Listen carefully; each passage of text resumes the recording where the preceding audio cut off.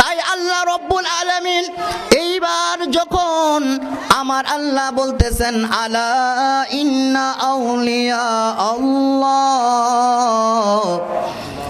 যখন আমার আল্লাহ তাআলা ঘোষণা করলেন খবরদার হুঁশিয়ার মানুষ, সাবধান হয়ে যাও, যারা দুনিয়ার মধ্যে আমি আল্লাহর বন্ধু হয়েছেন, সুবহানাল্লাহ বলেন, যারা আমি আল্লাহর বন্ধু হয়েছেন তাদের ব্যাপারে আমার আল্লাহ আলা শব্দ যখন ব্যবহার করলেন, সাহাবায়ে কেরাম আল্লাহর রাসূলকে প্রশ্ন করলেন, ইয়া রাসূলুল্লাহ, ইয়া হাবিবাল্লাহ, নবী গো, ও মায়ার নবী, আপনার কাছে জানতে চাই আমার আল্লাহ ওলিদের শানের আগে, ওলিদের ব্যাপারে কথা বলার আগে আমার আল্লাহ আলা শব্দ কেন ব্যবহার করলেন?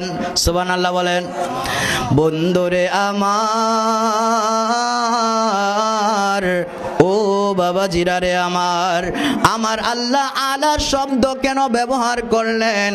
এই কথা যখন আল্লাহর রাসূলকে সাহাবায়ে কেরাম প্রশ্ন করলেন, আমার আল্লাহর রাসূল হাদিসে কুদুসি ইমাম বুখারী শরীফের মধ্যে হাদিসটা কোট করলেন। আবু হুরায়রা রাদিয়াল্লাহু তাআলা আনহু থেকে হাদিসটা বর্ণিত। ইমাম আবু হুরায়রা রাদিয়াল্লাহু তাআলা আনহু বলতেছেন, মান আদালি ওয়ালিয়ান ফাকাদ আযানতুহু বিল হারব। সুবহানাল্লাহ বলেন।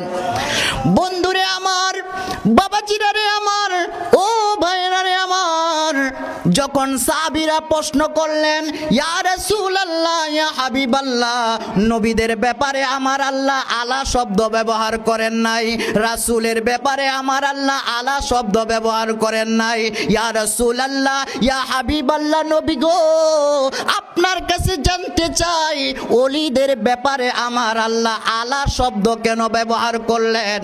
আল্লাহর রাসূলের কাছে হাদিসে কুদসি এসে গেলেন। আল্লাহর রাসূল হাদিসে কুদসির মধ্যে বললেন, মান আদালি ওয়ালিয়ান ফাকাদ আযানতুহু বিল হার। ও আমার সাহাবী শুনে নাও, যারা ওলিদের সাথে বিদ্রুপ করে, কি করে?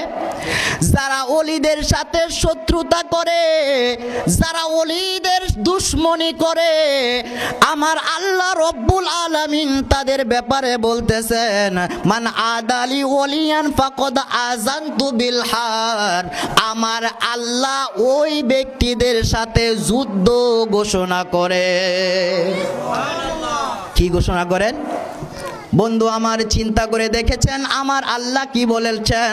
আমার আল্লাহর রাসূল এই বুখারী শরীফের মধ্যে এই হাদিসটা ঘোষণা করে দিলেন। বুখারী শরীফের মধ্যে এই হাদিসটা ইমাম বুখারী কোট করলেন। আবু হুরায়রা রাদিয়াল্লাহু তাআলা আনহু থেকে বর্ণিত।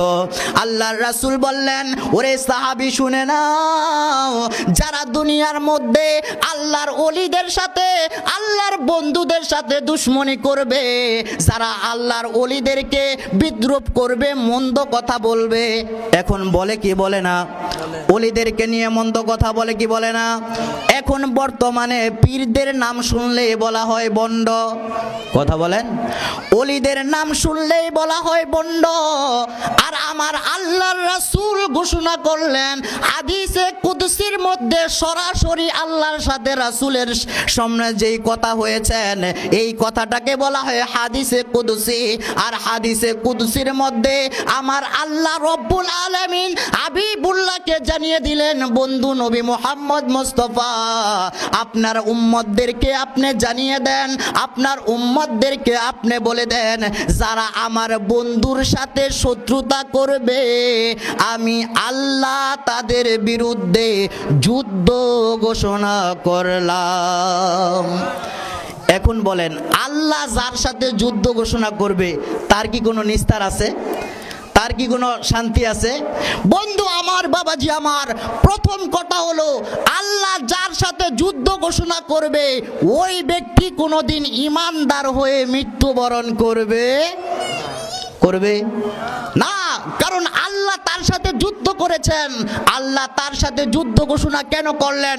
মূলত আল্লাহর ওলিদের সাথে শত্রুতা করা মানে আল্লাহর সাথে শত্রুতা করা।